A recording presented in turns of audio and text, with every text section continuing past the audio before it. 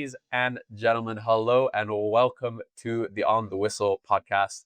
I am in, thankfully, a slightly cooler Washington, D.C., but I'm sitting outside of this apartment, which is why I've got my microphone in. So hopefully you can hear and see us loud and clear. But we're not talking about American football. We're not talking about the Club World Cup. We are talking about the WAFCON. That's right.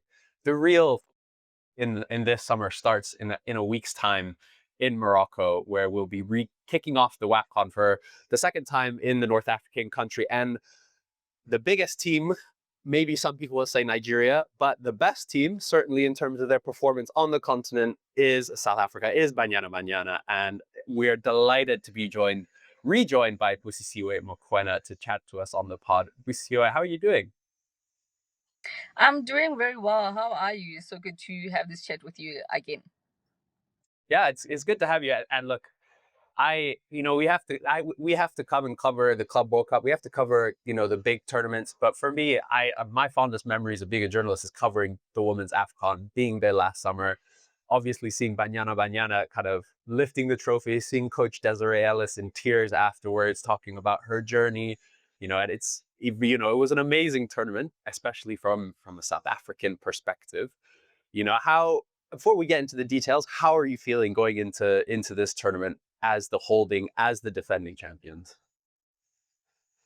Um, I am excited because as a South African who has been covering women's football since for over 15 years now, seeing Banyana lifting the trophy last year was a dream come true, and I am excited that we are getting this chance again to defend our title. However, honestly, I am personally not happy with the preparations leading to the tournament and how women's football league started this year.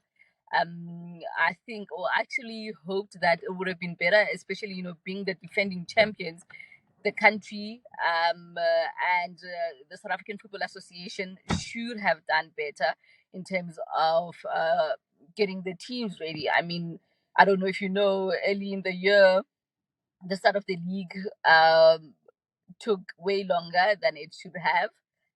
At some point, we were only having one games playing over a weekend, and those games were the games that were being broadcast on TV. The other matches which were not on TV were not playing because SAFA and the sponsor were not agreeing on certain terms about the sponsorship, which I feel has impacted the squad and the players because now we haven't seen the players as much as we would have liked to see them.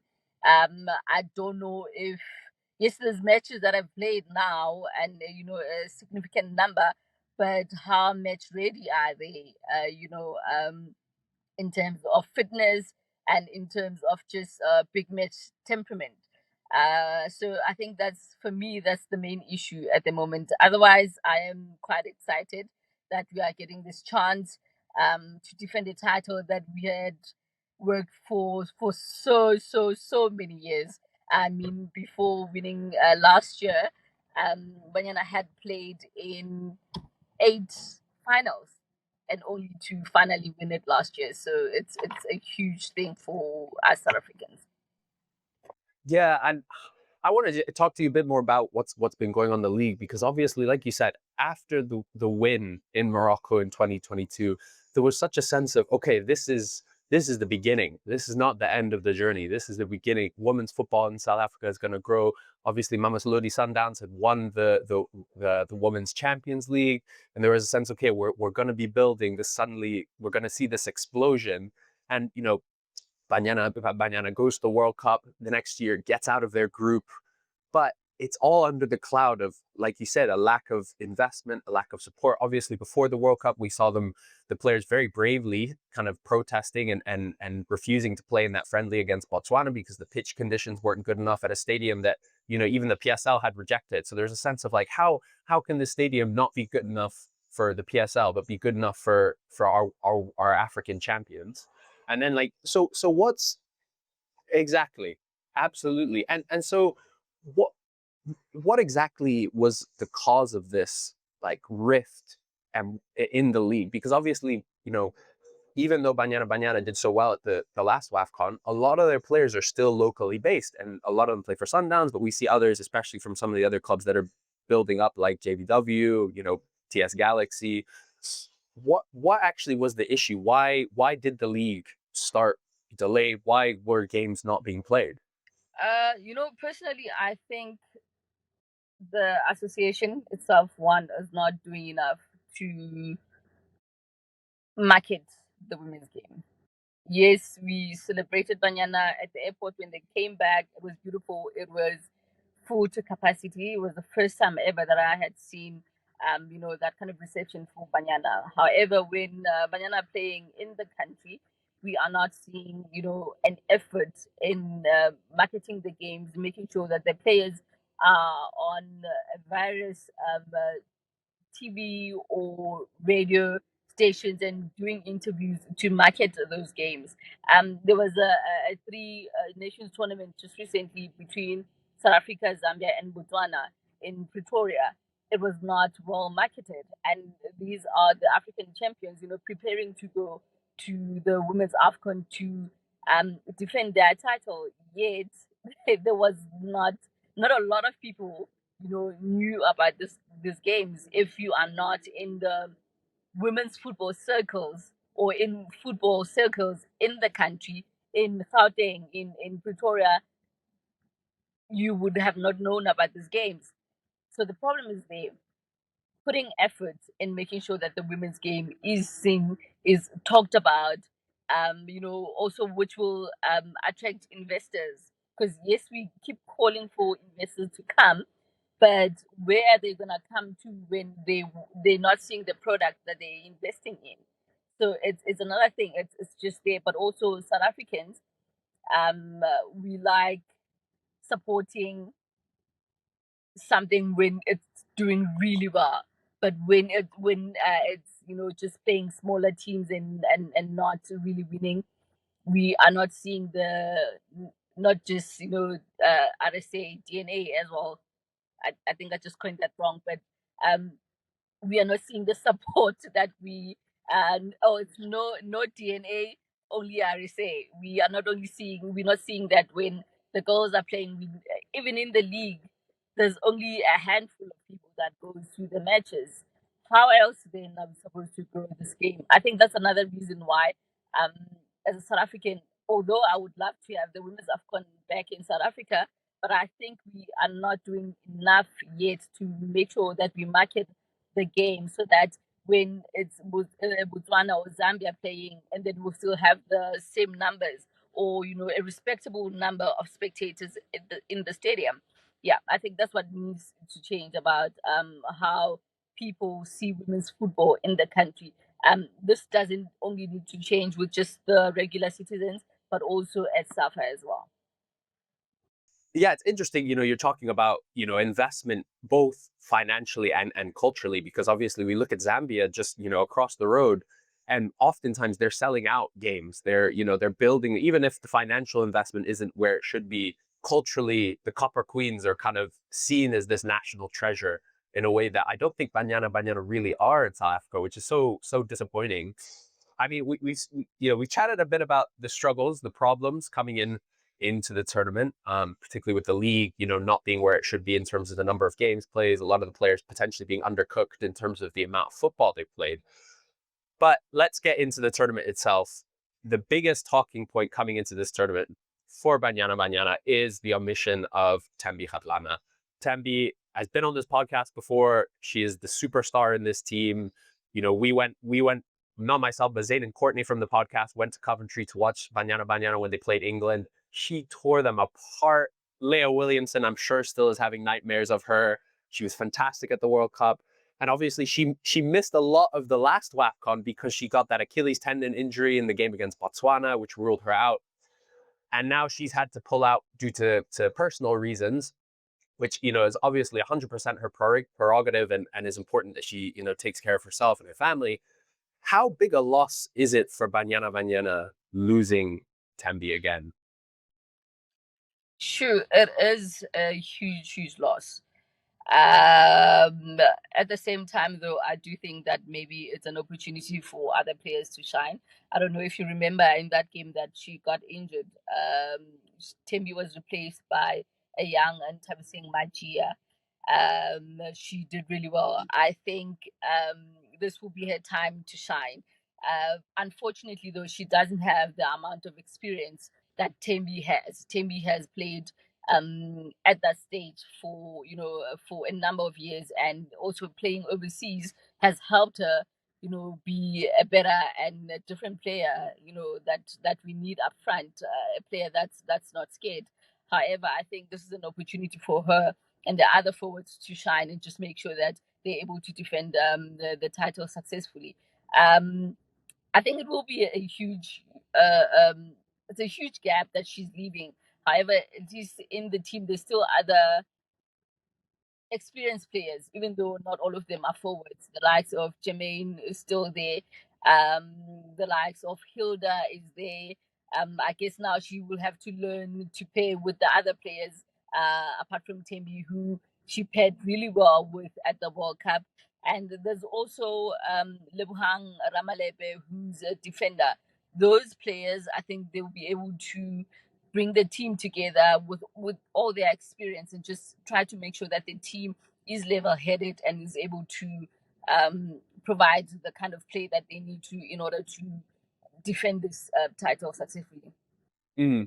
And in that you're mentioning some of these really experienced players. You think like Lebohang Ramalepe and even Bambanane and Mbane.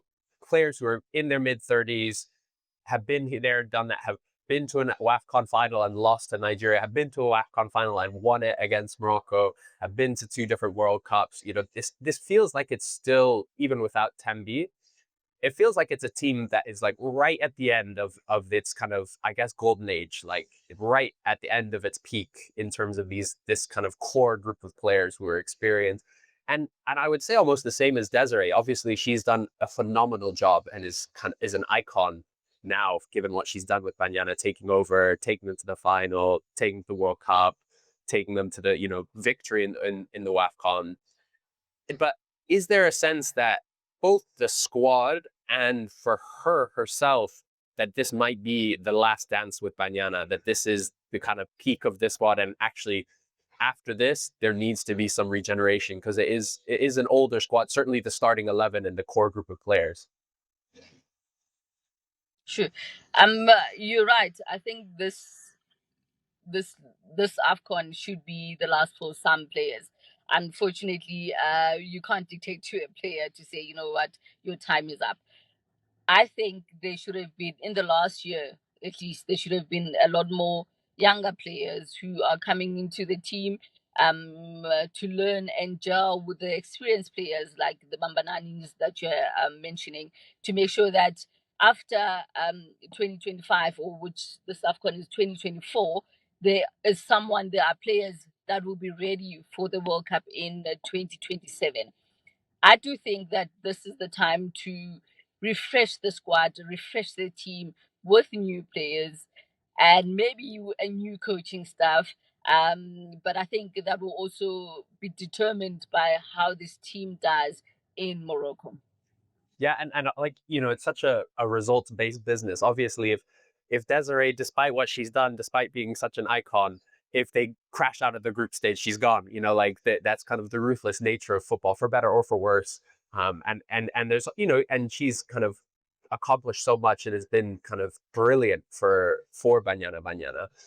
I want to talk about the tournament itself because you won that tournament last year, or not last year, in 2022, and it was a sense of we got the monkey off our back in terms of you played that first game against Nigeria, the old foes in Nigeria, the Super Falcons who'd forever been the barrier for Banyana. You beat them in the Aisha Buhari Cup the year before, and then in the WAFCON itself, you beat them in the group stage, and you kind of get that off your chest. You then can power on to the final where you beat Morocco. Obviously, those games were tight. You beat Nigeria by 1 goal. You beat Zambia in the semifinals on penalties. Morocco, you won 2-0, but it was a tight game. a lot of these teams have come on. Nigeria maybe not so, but they did so well at the World Cup. We've seen how serious they are as a team. Morocco, they're bringing in more diaspora players. We know the investment that their country is putting into it compared to every other country on the continent. And then obviously Zambia is a team full of superstars. This is the best of the best in terms of the NWSL, Barbara Banda, Kundananji, Chanda, Chifulia. This is a serious team. Is there how confident are you going up against these three other teams now, given the development of those other teams? Because Banyana Banyana are still class. We saw particularly in that game against England, you can mix it amongst the very best in the world. But they're like you said, Banyana have been plagued with issues off the pitch. Safa not investing, the league. To be fair, so have Nigeria, so have Zambia. They've also both have their issues. But it feels like for them, in particular Zambia, this team is just stronger and stronger and stronger. How confident are you coming up against those other three big teams? Sure. Maybe 60-40.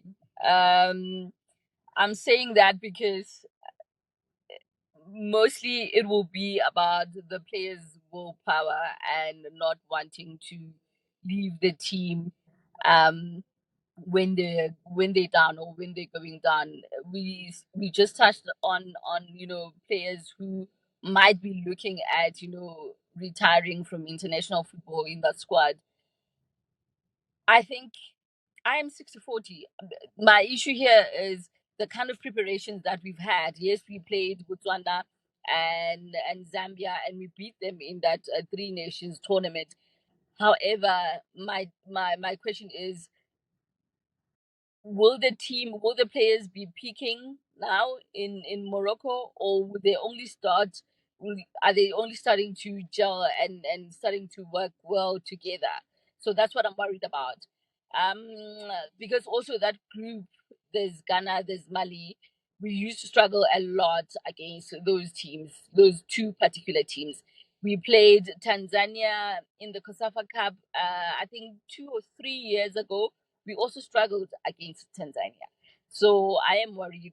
That's why I'm saying 60-40. Yeah, and you mentioned Tanzania. This is what I love about the WAFCON is you can see the development of these countries in real time, how far they've come. This Tanzania team, virtually no one has heard of them outside the continent, and yet this is a serious, serious team. You think of some of the players they have: Aisha Masaka, Opa Clement, Clara Luvanga. Luvanga's regularly linked with the NWSL and is, one of these players that could be a superstar in the future. Obviously, carried this U17 Tanzania team to the quarterfinals of the World Cup, knocking out France and Canada on the way. Like, there are no easy games. Obviously, I think we've forgotten how good Ghana are because they weren't at the last WAFCON. Because they haven't played in the AFCON in a while. Yeah, yeah. Exactly. But the only reason they didn't is because they had to play the Super Falcons in qualifiers. This is still a very, very good Ghana team. I think they went, what was it, 20 plus games unbeaten before the tournament. They've had to change coach because Nora Hapto went to Zambia. But, there are no games that are easy. There are no games that are, rollovers like there used to be at the WAFCON. WAFCON, we used to see Nigeria beating someone 8-0 in the group stage. Da da da da da. Now I don't think that happens anymore. These teams are all competitive. I think Ghana will see themselves as a team that can get far. Even DRC, obviously off the back of winning the Champions League with TP Mazembe. These are serious, serious teams. Busisiwe, before I let you go, these I want to get your prediction. How far is Banyana Banyana going to get in this tournament? And if they don't win it, who for you is the team that's going to win it? Sure. I think we're definitely going to get into the top four. And I'm crossing fingers that we'll go beyond the top four, get into the final, and hopefully win it again. But like I said, it's really hard to predict at the time, like at the moment. With how the year started for women's football in South Africa. But yeah, I'm confident that we'll definitely get to the top four, and I will cross all fingers and all toes, hoping that we'll definitely get into the final. If Banyana doesn't get into the final, hmm, I'm not sure, hey? I don't know who. I don't know who. I don't want to say Nigeria. I don't want to say Nigeria, but yeah, it will really be interesting to see who goes that far. But I'm confident that Banyana will do pretty well. And obviously, so much depends on how it pans out because I think, correct me if I'm wrong, Nigeria, if they win their group, they will have to play Zambia or Morocco in the quarterfinals because they're in the same group. So, for them, it's a tough road to the final, whereas I think Banyana might have a slightly easier route. So all of these things come to play. Busisiwe, thank you so much. As always, it's lovely to hear your voice, get your opinions and analysis on Banyana Banyana. And hopefully, not that I'm being biased or anything, we see Banyana Banyana lift that trophy again. Hopefully, we do. I think we are ready to be double women's AFCON champions. Thank you so much for having me.